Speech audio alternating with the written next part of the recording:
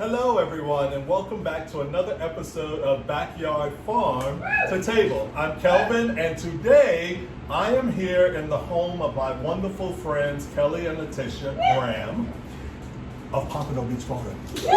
And we are going to do what's called a Heidi meal. All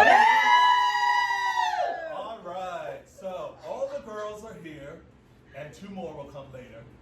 And then what this is called is a Heidi. Now we call it Heidi. The people who actually created this call it something totally different, but we're in America, we're right, it's called Heidi. Right. So, me and my wonderful Italian-American friend Adele, we will actually make the meatballs for our spaghetti and meatballs dinner. Now, although Adele is Italian-American, I will be helping her because Adele doesn't really like to cook. And who does? Ain't nobody got time for cooking. The year is 2021 and we all got more important things to do than to be cooking. Besides, girlfriend is super smart and she be writing medical reports and everything like that. Okay, but I digress. Let me move on. Let's go. So, because this is paleo, it's got to be gluten-free, okay? And that just works out perfectly because one member of our party is celiac and therefore needs gluten-free. So right now, what I'm doing is I'm toasting off some gluten-free bread, which I will then take and put into the food processor and grind up into breadcrumbs. Now, you're saying, girl, ain't nobody got time for that. And you would be right. And they do make gluten-free breadcrumbs. The problem is when you use breadcrumbs or you use flour in making meatballs, it makes them very pasty and very gluey. And so the bread, which we're going to infuse with some heavy cream, can you say fat girl? All right, so let's go ahead and toast this up and we'll be right back. So now that we've got the breadcrumbs soaking, I'm going to set that to the side. Oh, you thought I was going to get another bowl. Ain't nobody got time to be washing a whole bunch of dishes. All right, so we are going to use what I call the trifecta. I got some ground beef. I got some ground veal. And for those of you who don't know, this and this, the same thing, okay? This is younger and not work.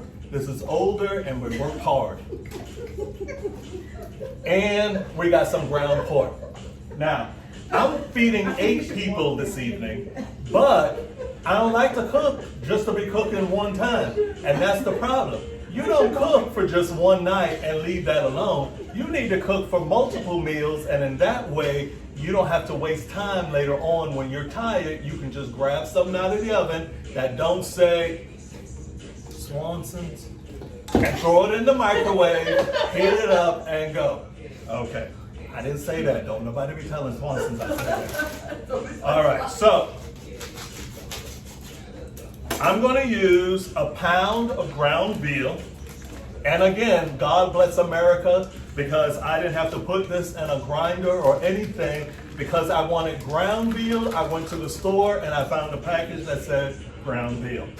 Now, for my purposes, and I've been cooking for over 20 years, I don't know the difference between grass-fed beef and grain-fed beef. To me, it's beef, okay? So, but I have friends who say they can tell the difference, so you got to take care of your friends, because who else do you have in your life? That's right, brother. Ain't nobody else coming to bail you out of jail in the middle of the night but your friends.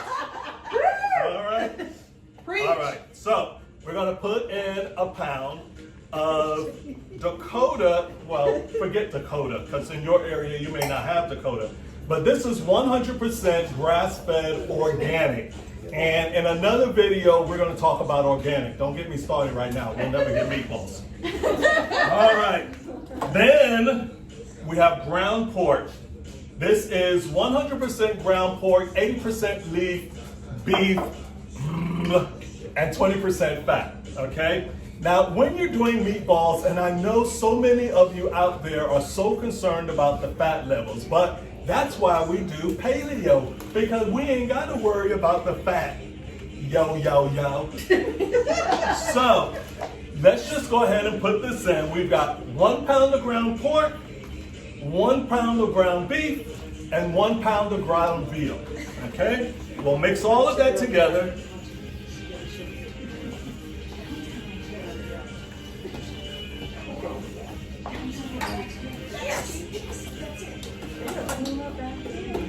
All right, so now let's put in some of the other ingredients. We need to put in the eggs. So whether you're doing meatloaf, you're doing lasagna, all right, so now we're just gonna mix everything together. I've got the meat inside here. I've got the ground up gluten-free bread with the heavy cream and all its lusciousness. And now we're just gonna add in some garlic. 1 clove per pound is more than enough, okay? Even if you're a garlic hound like I am. I love garlic. Y'all love garlic? Oh, yeah. I love some garlic too. No vampire series. And I'm single, so I really should lay off a little bit. Most of them are married. They can eat as much garlic as they want. So, put the garlic in there. Now, to save time, okay, and everybody has their own way of doing garlic because that's what your grandmama told your mama and your mama told you.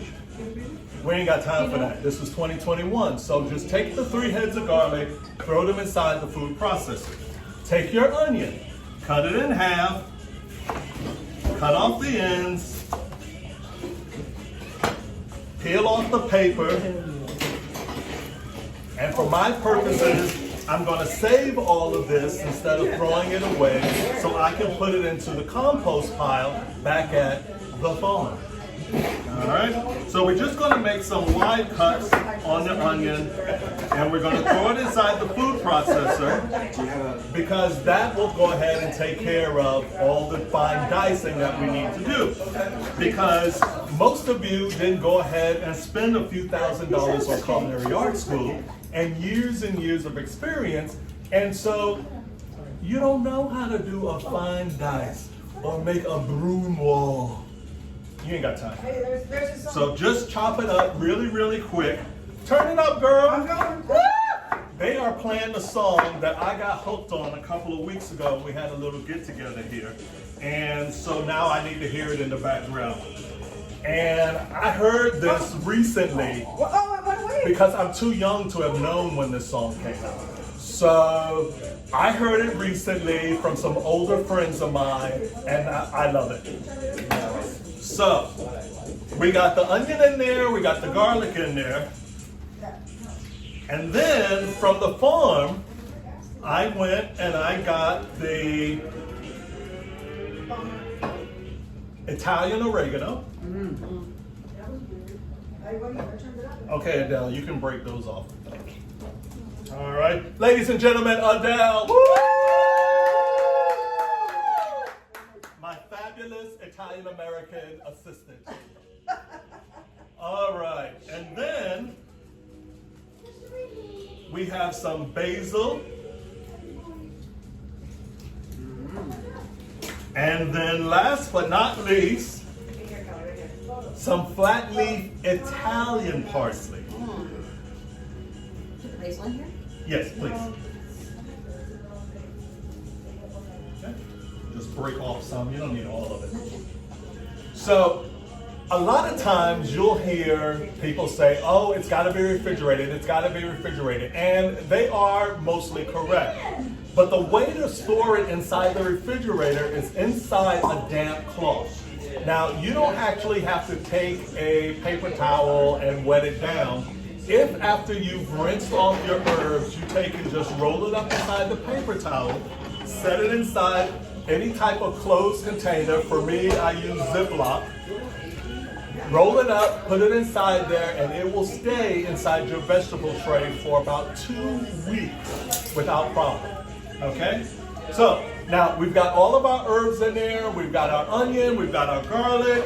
This time I know how to put on the lid. We're going to put on the lid, and hopefully it's going to work.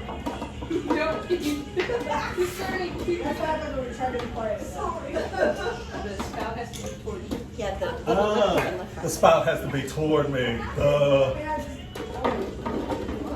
Okay, point it at the. See, I knew that. I was testing it.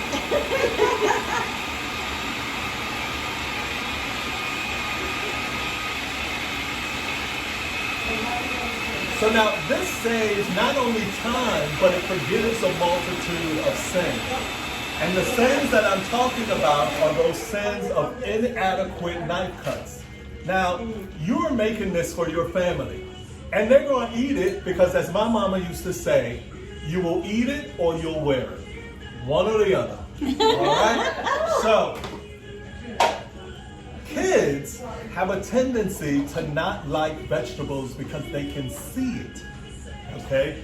And I know that from experience because early in my chef days, I spent 6 months being the lunch lady at an elementary, junior high, high school combined private school.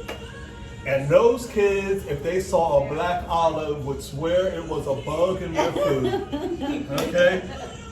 Black pepper as well. So you just didn't put it inside their food. You use other things, like white pepper. Nobody can see white pepper. You put it in their food.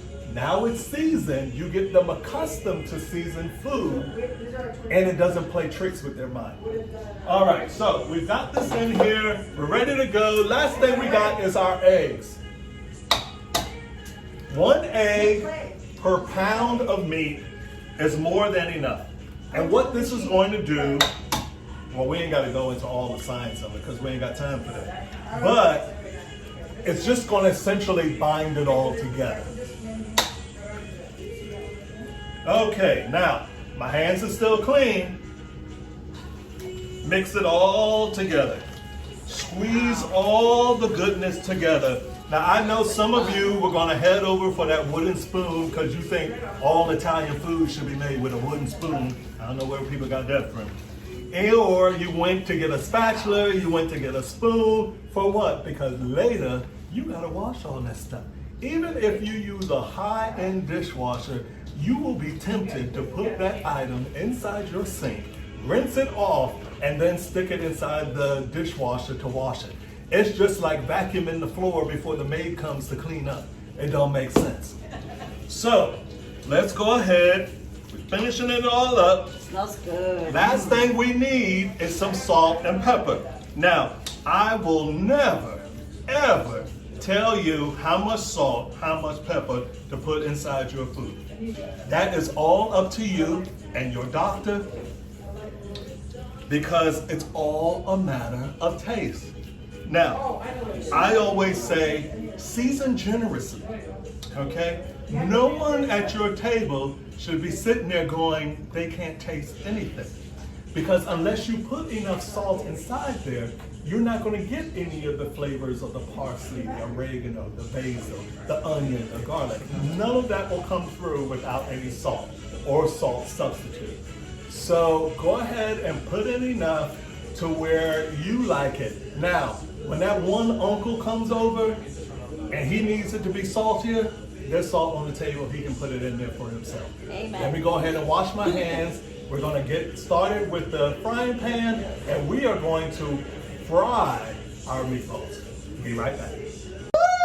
All right, and the last thing we're going to put in for ours, and you might be saying, but Calvin, you forgot let me tell you something. Everybody in this country cooks a different way. This is a country of what I call mutts. We are mixed. We come from everywhere around the world. We have our own traditions and our own way of doing things. I know people who put raisins, or cranberries, pine nuts, walnuts, cinnamon, all kinds of stuff in what they call their Italian meatballs. So whatever your family's tradition is, you go ahead and add it in, all right? My family's tradition is a 10-pound bag of pre-made frozen meatballs in the frozen food section of Walmart. And now we do fresh meatballs, all right? So last thing I'm gonna add is some Parmesan cheese. Now, fortunately, my beautiful friend got the pre-grated Parmesan, all right? Now, if I were making this for a client, I would shave it. And the only reason why you would want to shave it, one, because you want to feel good about it, you call yourself a foodie, or you just want that extra bit of fat. Now, when you shave fresh Parmesan, there is also oils in that cheese. And when you shave it off, those oils now are released and they are put into the meat. But we ain't concerned with oil, because we got heavy cream, baby. So I'm just gonna add this Parmesan cheese, and you're gonna say how much, and I'm gonna say yes. Woo! Oh, wow! That's enough. All right, I already put the salt and pepper in there, and I purposefully didn't show you how much because I didn't want nobody saying, oh, that's way too salty. But you know, I know me, and you know you. And you know what you need to do, and I know what I need to do. And as long as you don't tell people what's in there, they don't know, it's just goodness, all right? All right, so wash my hands once again. We'll get the frying pan started on. I'll get the ice cream scoop, and I'll show you why, and then we'll get started with frying these off. Go ahead.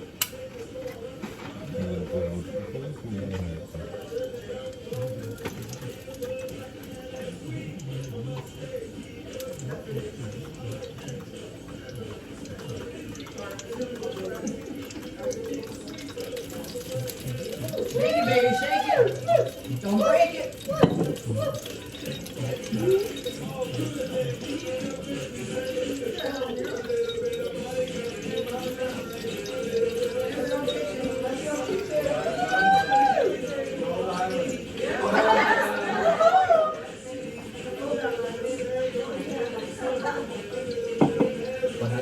You need inside there, and we'll go ahead and get started. And I use an ice cream scoop, and you can do an ice cream scoop for any amount that you like, and that'll be just fine. So, basically, all we're looking for, and again, this ain't a catering event, this is just my friends. They ain't paying none. So, but we still want it to be good, because remember, next time when I need to be bailed out, who am I call? Okay? And I'm gonna say, remember the meatballs? I need you to come down here to the sheriff's office and get me out of here. All right. And you just roll them up. Crank it up, baby.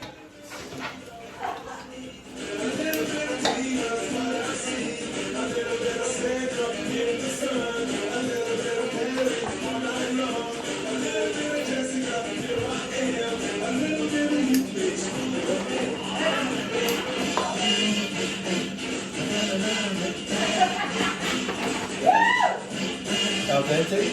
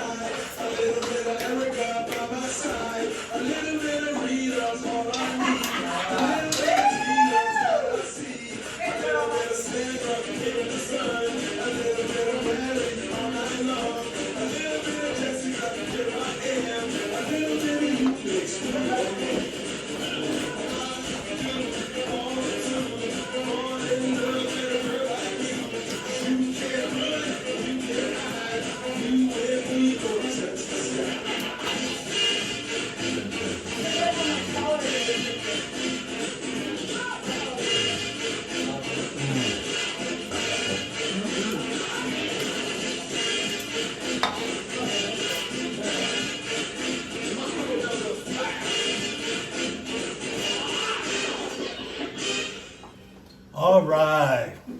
So now, that little bit of dancing, I done got off balance. We got big meatballs, little meatballs, but you know what? By the time we all finish drinking our wine and sit down to the table, we don't care what size the meatballs are.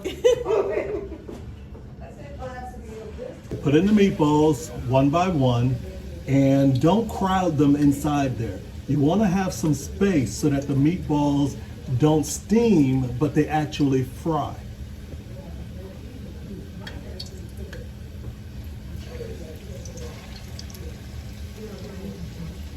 If y'all could hear that sizzle sound like good. I'm not old enough, but I think Campbell stole that line from me.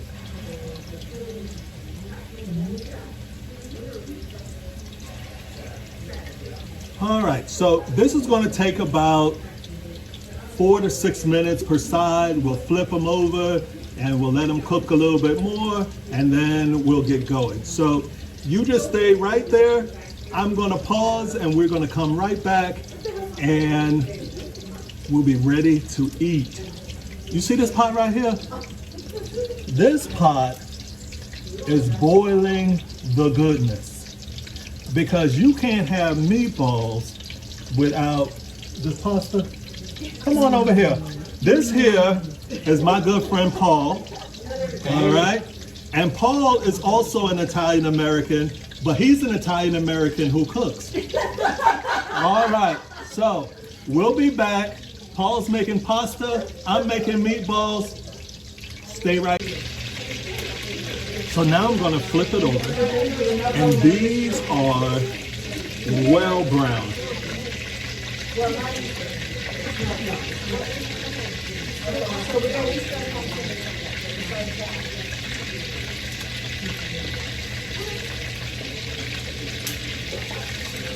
This is Adele's contribution to this. She's making balls. And then we'll let this side brown. We'll take them out and we'll put in the next batch. All right, we're back once again. In front of a live audience. All right, so if you're on paleo, like I am, then you shouldn't be eating pasta at all.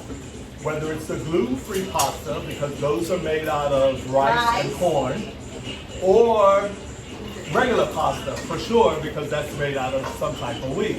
Now, while I have tried some pastas made out of spaghetti that was made out of almond flour, spaghetti that was made out of sweet potato flour, to me, they just didn't taste right. So you gotta program your mind to believe that it's eating spaghetti. All right? So what we have here is this little machine, okay? And this will take and make this into spaghetti. What you talking about, Willis? All right. So I'm going to take and I'm going to set this on here. Oh, look at it. And we're going to lock it down. Look at this. Okay? And if this goes better than it did with the food processor, we'll get spaghetti looking noodles from zucchini coming out on this end. So let's try. Ooh, look how pretty. Beautiful. Nice. Spiral zucchini noodles. Add a zucchini. Beautiful.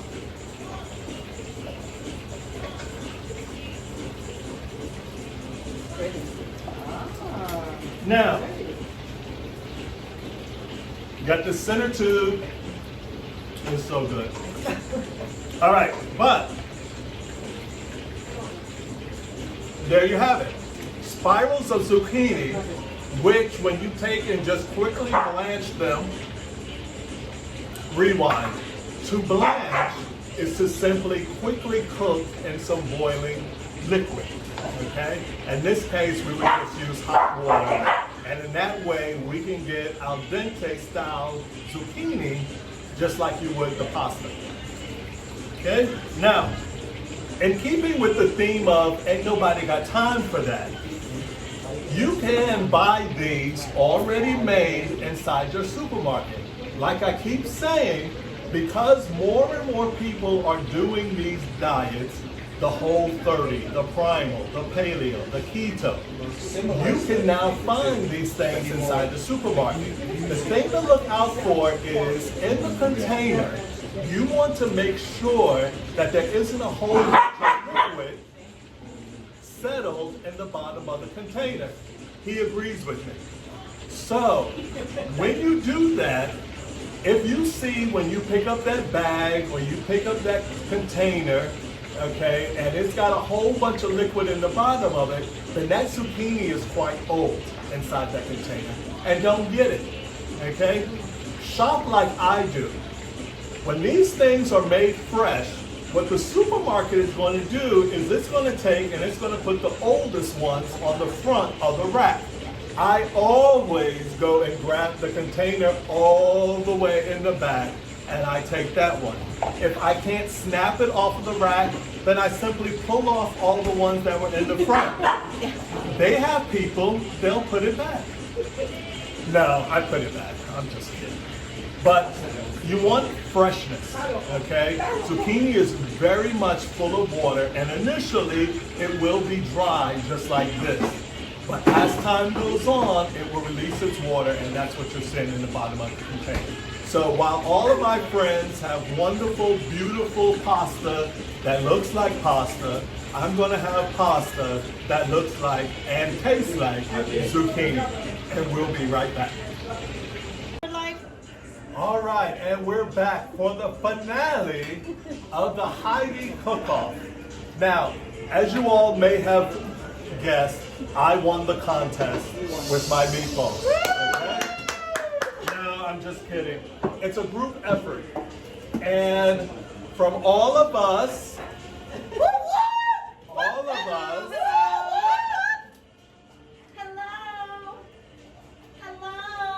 from all of us to all of you, thank you for joining us for this Heidi moment. We look forward to seeing you again on Backyard Farm to Table. Bye.